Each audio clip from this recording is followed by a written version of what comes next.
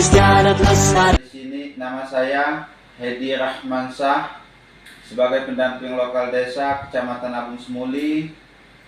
Di sini saya berada di Desa Sidorahayu akan melakukan bincang-bincang dengan salah satu perangkat desa di Desa Sidorahayu tentang SDGs yang bertema pencegahan kemiskinan ekstrim. Sini kita sambut dulu dan kita sapa Bapak Imam sebagai perangkat desa Sidorahayu. Selamat siang Pak. Siang Pak. Assalamualaikum. Waalaikumsalam warahmatullahi wabarakatuh. Di sini Pak kita akan bincang-bincang tentang penanganan kemiskinan ekstrim di Desa Sidorahayu. Jadi langkah apa saja yang sudah Bapak Kades lakukan dengan perangkat desa untuk dalam melakukan penginputan SDGs dan berapa jumlah yang sudah terinput di dalam SDGs untuk Desa Sidorahayu. Baik. Terima kasih Pak pendamping lokal desa. Ya. Sebelumnya saya sedikit cerita untuk SDGs, cerita SDGs.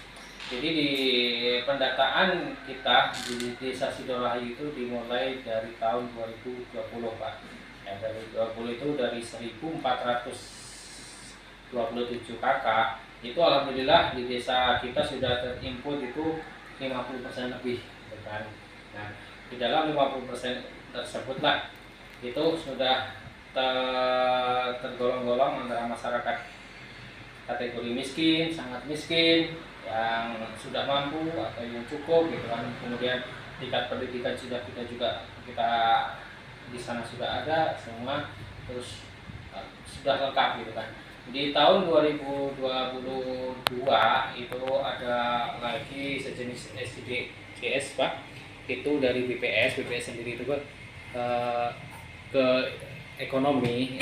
Alhamdulillah dari tren dari SDGs ke BPS terakhir itu tingkat kemiskinan kita menurun Pak.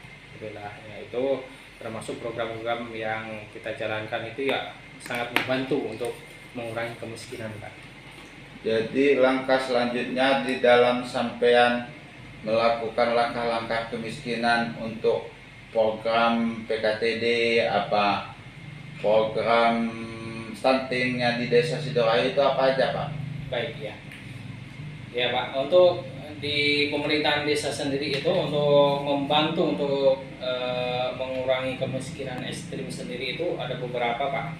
Yang pertama itu yaitu PKTD atau penggalian paret itu Pak.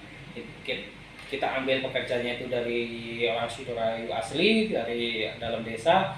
Kemudian ya kita ambil mayoritas ya orang yang memang dikategorikan sangat miskin gitu. Kita pemberdayaan mereka, kita kasih kerjaan mereka. Alhamdulillah di situ ada peningkatan untuk hidup mereka. Kemudian juga selain itu kita juga mengadakan bantuan langsung tunai Pak. Bantuan langsung tunai itu ya untuk orang-orang yang sangat-sangat tidak mampu atau sangat tidak bisa bekerja gitu kan.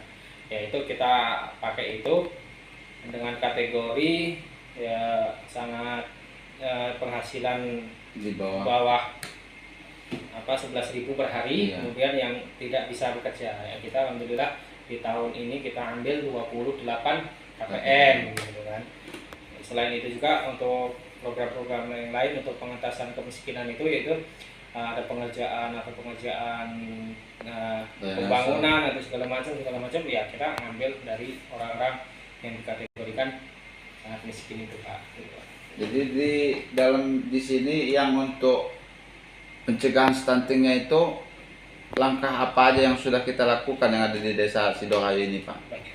Untuk pencegahan stunting sendiri itu kita di tahun ini kita prioritaskan untuk pertama jamban sehat Pak.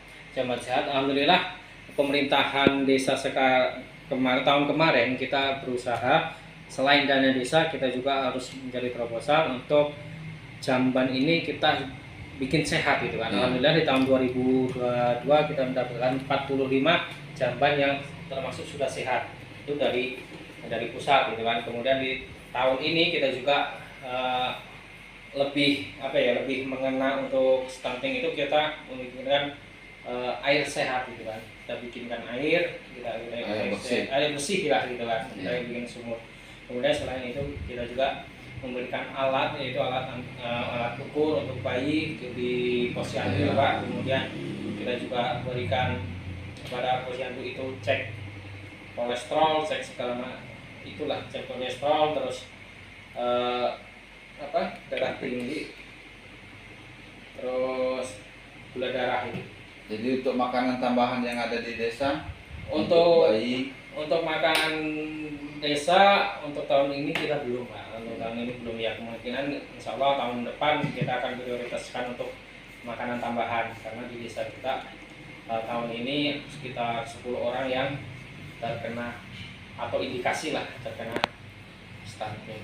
jadi menurut Bapak dana desa ini sangat membantu di desa untuk melakukan pengentasan kemiskinan desa.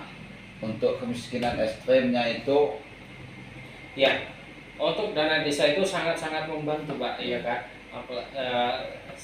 Karena tahu sendiri desa itu adalah nggak ada penghasilan selain dana desa, dan dana desa itu sangat-sangat membantu dari pengentasan kemiskinan, dari pembangunan segala macam itu. Iya, disabilitas itu sangat mengena gitu kan.